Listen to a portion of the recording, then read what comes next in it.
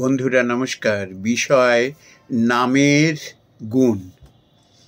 বন্ধুরা, এই যে আমরা যখন মন্ত্র দীক্ষা নিই না, তো যাকে গুরু হিসেবে আমরা জীবনে বরণ করে নিই, তিনি কানে একটি মন্ত্র দেন। মন্ত্র মানে কোনো ভগবানের নাম তিনি কানে দিয়ে দেন।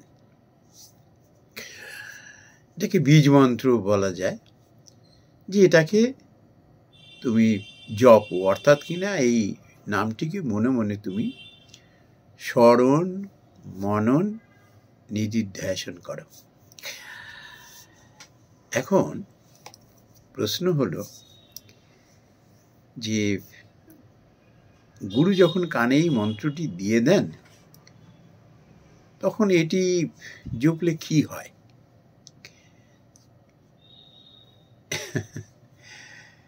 জপলে কি হয় একটা মস্ত বড় জিজ্ঞাসা। জপলে কি হয়?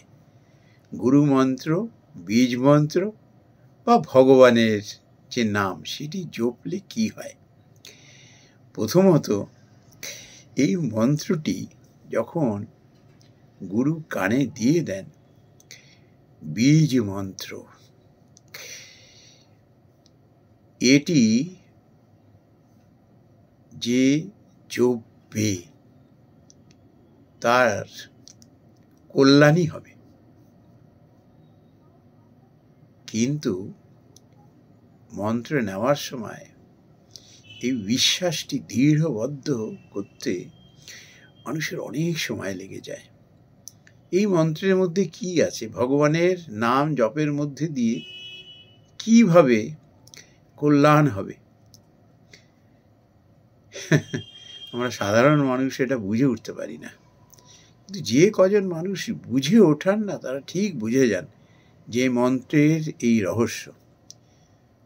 তার কারণ হলো, তারা যখন এই মন্ত্রটি গুরুদেবের কাছ থেকে নেন না, খুব ভক্তিপূর্বক এটি নেন, এবং গুরুদেব যেরম বলেন ঠিক তেমনই বিশ্বাস করেন। এটি বীজ মন্ত্র,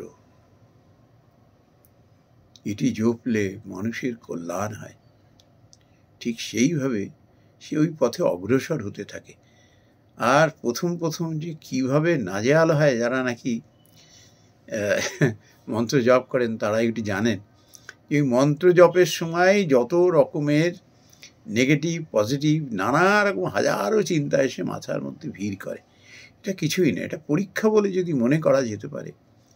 ধীরে ধীরে ধীরে ধীরে ওই বলে না, কাজ করতে করতে মানুষের অভ্যাস হয়, সেই অভ্যাস থেকে তখন তার স্কিলটা বেরিয়ে আসে।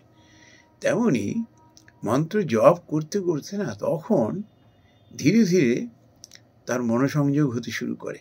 ওই মন্ত্র জপের সময় কাজ করতে করতেই তখন সে বুঝতে পারে তার ডিমেরিটসগুলো কোথায়, কেন তার মন ছুটে যাচ্ছে, কিভাবে তাকে স্থির করবে।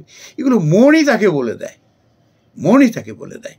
ওই যে ভক্তি আছে, সে চাইছে, মনে প্রাণে চাইছে মন দিয়ে ভগবানকে ডাকতে।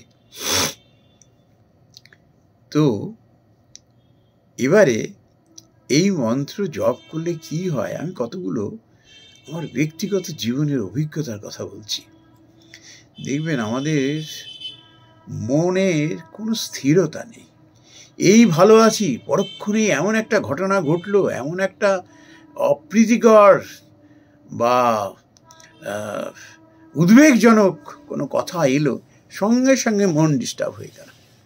সঙ্গে আর ঠাকুরের মন্ত্র জপের কথা আর মনে পড়ে না। মন ডিস্টার্ব, ওর পেছনে দৌড়াচ্ছি খালি, যতক্ষণ না পর্যন্ত সেটি রিজলভ হয়, সেটেল হয়। ভগবানের এটি চরম পরীক্ষা। আর যারা ভক্ত না, তারা ভয় পান না। তার কারণ হলো, সে ঠিক জানে যে আমি এই মন্ত্র জপ করলে পরে ঠিক আমার মন স্থির হয়ে যাবে। আর মনটি স্থির হয়ে যায় যখন না, তখন মানুষ সঠিক সিদ্ধান্ত নিতে পারে। তখন অহেতুক ভয় ডর তার চলে যায়, অহেতুক উদ্বেগ চলে যায়। তার মধ্যে তখন একটা পজিটিভ চিন্তা ভাবনা এসে তার মধ্যে এসে তাকে উদ্দীপনা যোগায়। আর যত সে মন স্থির করতে পারে, তত সে লক্ষ্যপথে চলতে থাকে। কেউ তখন তাকে টলাতে পারে না। মন্ত্রের এই গুণ। মনের মধ্যে সবসময় একটা কুচিন্তা আসছে, একটা ভয়প্রদ চিন্তা আসছে, যেই জপ করছে সঙ্গে সঙ্গে সেদিক থেকে মনটাকে ডাইভার্ট করে এনে ওই মন্ত্রের দিকে নিয়ে আসলো। আর ওই বিশ্বাস, আমি তার মন্ত্র যখন আমি উচ্চারণ করছি, জপছি কায় মনোবাক্যে, আমার আবার ভয় কি? ভগবান তখন না বিশ্বাস জুগিয়ে দেন, মনে শক্তি জুগিয়ে দেন। এটি বাস্তব সত্য, এখানে 1% ভুল নেই। মানুষ তখন উত্তর না তার উন্নতি হতে থাকে। তখন সে মন্ত্র জপের যে উদ্দেশ্য সেটি সে বুঝতে পারে। ক্রমে না তার জীবনের মধ্যে ধৈর্য আসতে শুরু করে, স্থৈর্য আসতে শুরু করে, তার মধ্যে সহিষ্ণুতা বাড়তে থাকে, তার মধ্যে জ্ঞানের উদ্রেক হতে থাকে। কোনটা গ্রহণ করব, কোনটা করব না, মনকে কি করে স্থির করব, কিভাবে হিংসা এটিকে দূর করব, কিভাবে পরশ্রী কাতরতা দূর করব, আমার মধ্যে ক্রোধের সঞ্চার হচ্ছে, কি করে এটি দূর করব। এইটি তখন না সে আস্তে আস্তে এই মূল মন্ত্রটি তখন সে জানতে পারে। এই মন্ত্র জপের এই হলো মস্ত গুণ, নামের মস্ত গুণ।